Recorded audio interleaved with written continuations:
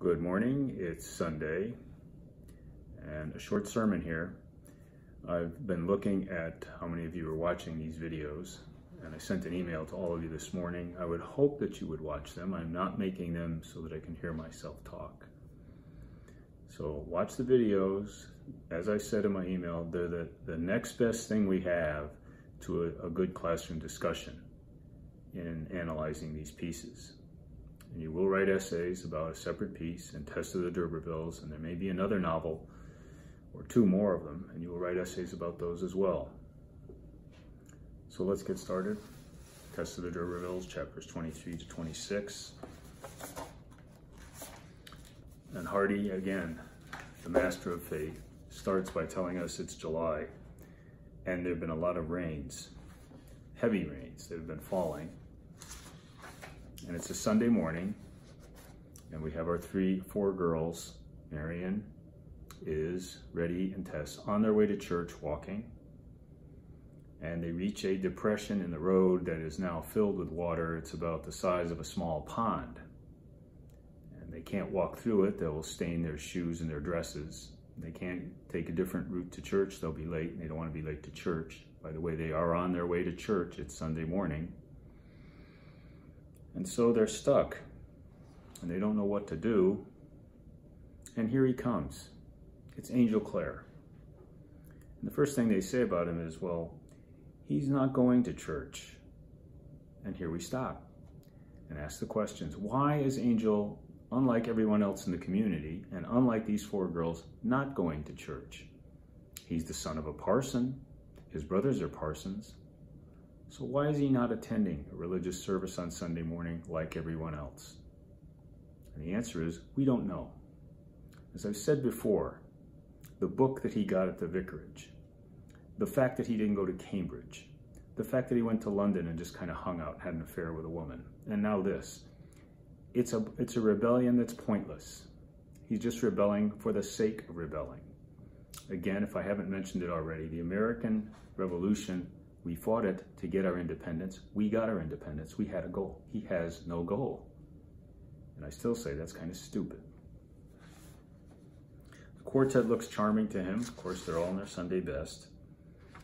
And there are flies and butterflies flying around. And so he decides he will carry all of them across that pool of water. Now, of course, this is a fateful encounter. He's there at the exact right moment. He's slim, not that bulky, but he picks up Marion, even though she says, I'm kind of heavy, and carries her across. And is waiting, and she's anticipating. I have to put my arms around his neck and look into his face as Marion did. And Tess says, there's nothing in that. But comes back with, there's a time for everything. A time to embrace and a time to refrain from embracing. It sounds like she's quoting Ecclesiastes. And so he carries and she looks right into his eyes, but he doesn't look at her. He carries Reddy, who's kind of nervous and kicks her feet. But then he gets to Tess, and here's where Hardy could easily write again, as he did when Alec and Tess met, and thus the thing begins.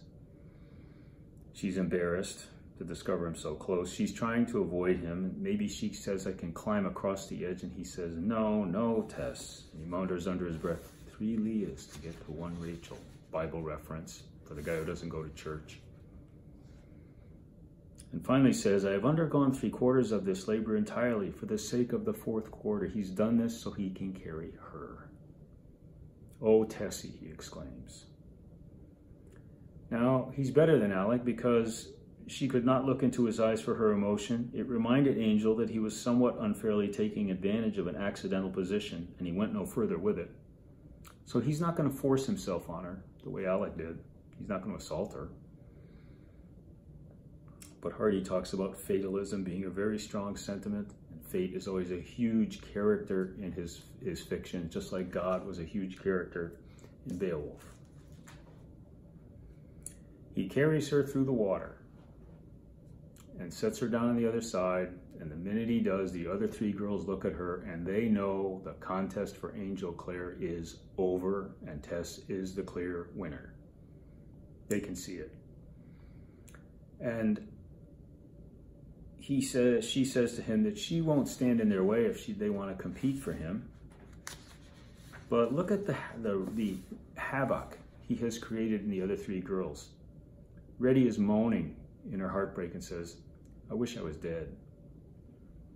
Marion is angry and says, "I'm not going to marry a dairyman. I'd rather put an end to myself than be his wife now." She's angry because she's been rejected. And Hewitt has simply decided that she's going to leave and go away. He's unconscious about how he's hurt these other three girls by doing this. But the contest is over. There's not a lot of jealousy in these girls. They're not mean. They're not going to be nasty to Tess because of this. They do talk about the woman his parents seem to have picked out for him, but they know that he don't much care for her, they say. We will meet her later, and they're right. He doesn't care for her. Maybe he should. But at the end of this encounter, and at the end of this chapter, she who knew herself to be more impassioned in nature, cleverer, more beautiful than they, was in the eyes of propriety far less worthy of him than the homelier ones whom he ignored. These girls are nice, true, but Tess still views herself as a figure of guilt because society's rules say it's the woman's fault that she was sexually assaulted. And we know that's not true. Chapter 24. It's high summer and everything is oozing with fertility and life. It's hot, the uplands are dry. This is where it happens. They milk with their heads turned sideways on the side of the cow, and they're doing it by hand. The cows pick certain milkers. I always think it's unusual that there's a cow named Old Pretty, and Tess is milking that cow. So New Pretty is milking Old Pretty. And Angel is looking at Tess because he's very attracted to her. How very lovable her face was to him.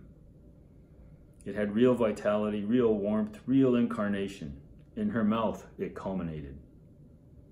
He had seen nothing to equal that face on earth. There was an uplift in the middle of her red top lip that is distracting, infatuating, maddening. He's got her pretty bad. He studied the curves of those lips so many times he can reproduce them in his mind.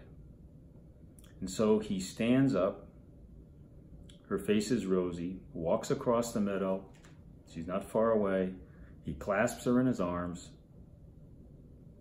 and he kisses her. And she's taken completely by surprise, but yields, and she views him as a lover. She didn't view Alec that way, but she views Angel as a lover.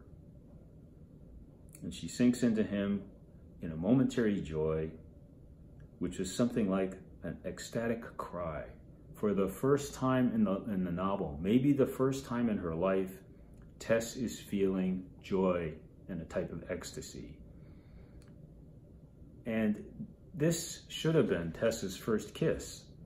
The first kiss you have from somebody you're in love with should be tender and loving and kind, and this is it.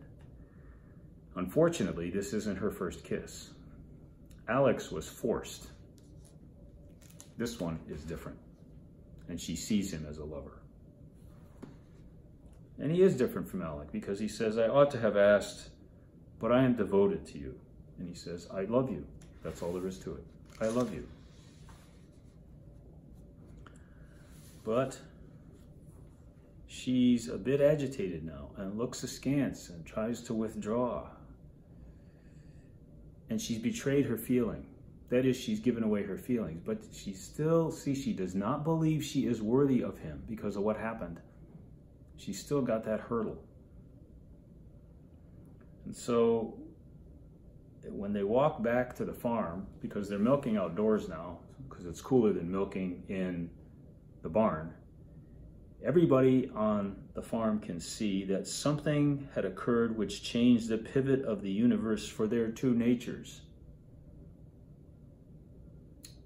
They believe that they're in love, and Tess believes that she's in love. But the next part of the novel, Hardy entitles The Consequence. It doesn't sound too promising. It sounds kind of ominous. We're in chapter 25. And Hardy starts chapter 25 by talking about Angel Clare. And he can best be likened to a guy who sits on the bench on a team and watches the game but never plays in it. Of course, this is what he's chosen.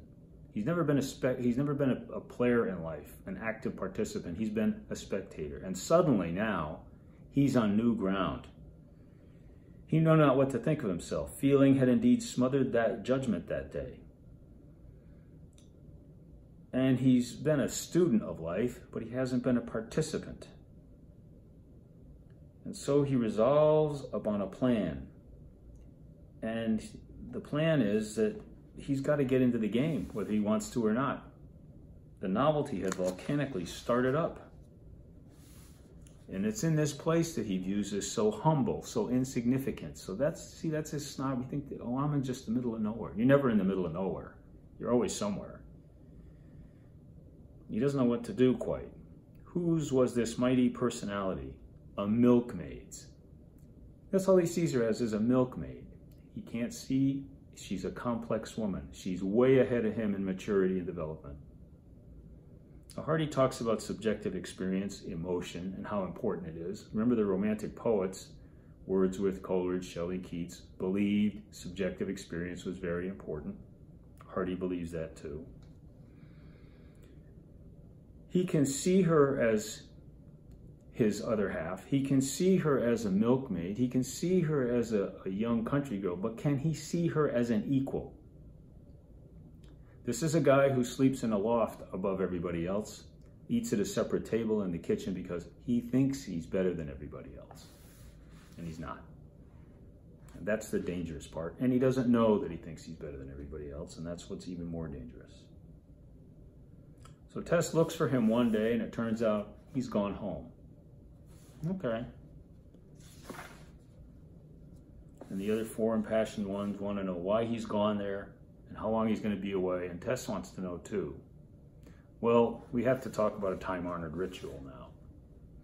And someday, hopefully, you'll meet somebody you love and want to marry him. But before you marry him, the usual procedure is you got to bring him or her home to meet your parent or parents. Why? Well, this isn't going to be an important person in their lives. This might be the father or the mother of their grandchildren. And they're going to welcome this person into their family, so they should get a look at him and get a feel for him before you say, I do. But remember, you're going to bring that person home to meet your parents. And problem number one is that Angel Clare arrives to Emminster Vicarage alone.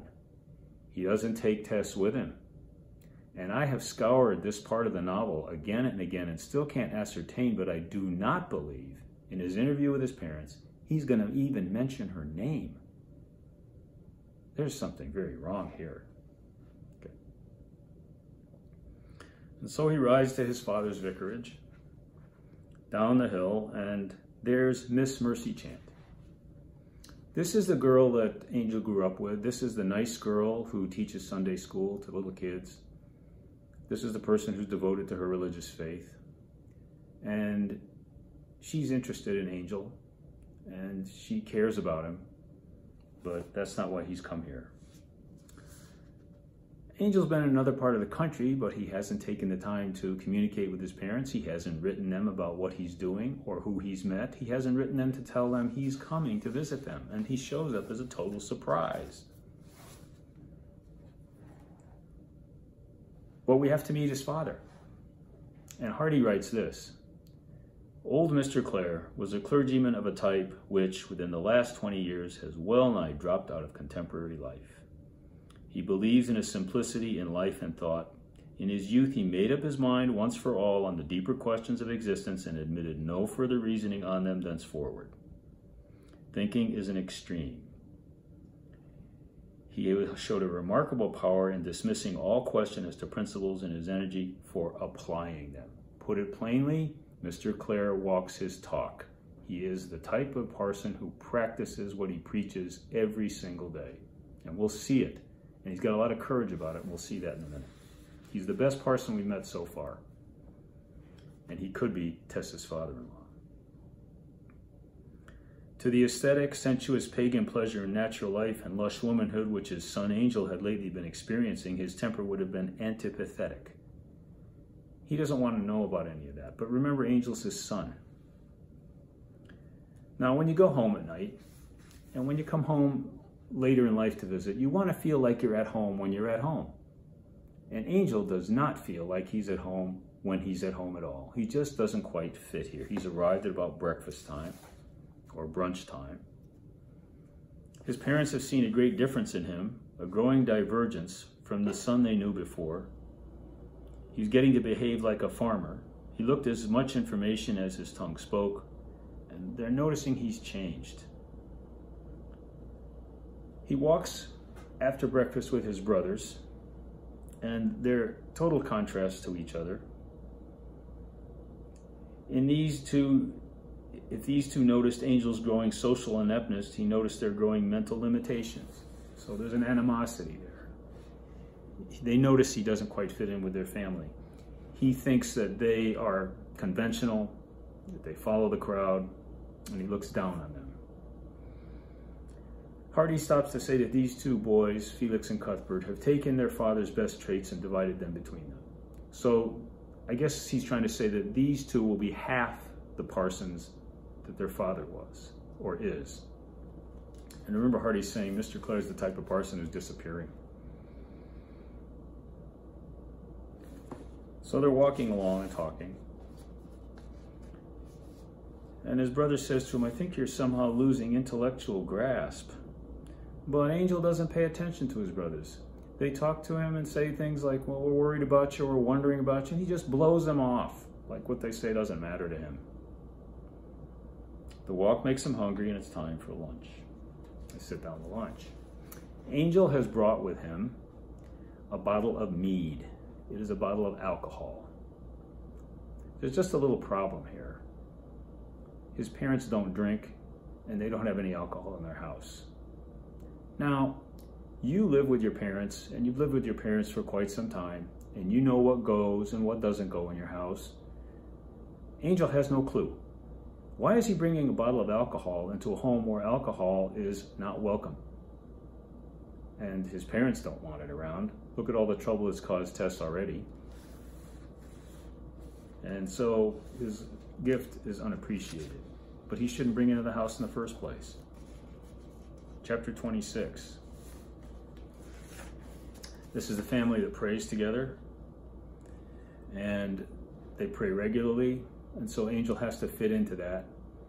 And while they're praying, kneeling to pray, he's looking at the sole, S-O-L-E, of his brother's shoe, not attending to his own S-O-U-L, soul. So there's no doubt about it. Angel is totally out of step with his family. But it's time now to sit down and talk to his parents about the girl he's going to marry. At first they assume it's Mercy Chant. They've almost assumed that that's who it's going to be because they've been together so long. And, you know, her father says, well, she likes to decorate a church a little bit too much, but that's no big deal.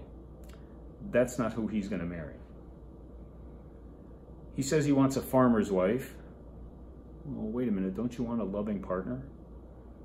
And his father wants somebody who will be religious. His mother wants the same type of person, a truly Christian woman, a help and a comfort to you. Well, that makes sense. Oddly enough, and without even knowing it, Angel says the following about Tess. She has a simple faith, she is honest-hearted, she is receptive, intelligent, and graceful. And without even knowing it, he just assessed Tess's character perfectly. She has all these qualities, but he doesn't get it. He doesn't get what he just said. It just comes out of his mouth and flies into the air. And she's beautiful. His mother asks, is she a lady? And we have to talk about what it means to be a lady. There are certain behaviors, if you're a lady, that you have. There are certain activities you do. You behave in a certain way. And Tess is definitely a lady. Even though she's from the lower class, even though she's the victim of that assault, she is still a lady. And again, he does not see her better qualities, even though he says them. He says that he wants a farm wife. Okay, well, that doesn't sound too good to me. Don't you want a life partner? His mother's got it right. You want a life partner, not a farm wife. And so his mother and father are a little confused here. But he lies to himself when he says it was for herself that he loved Tess, her soul, her heart, her substance.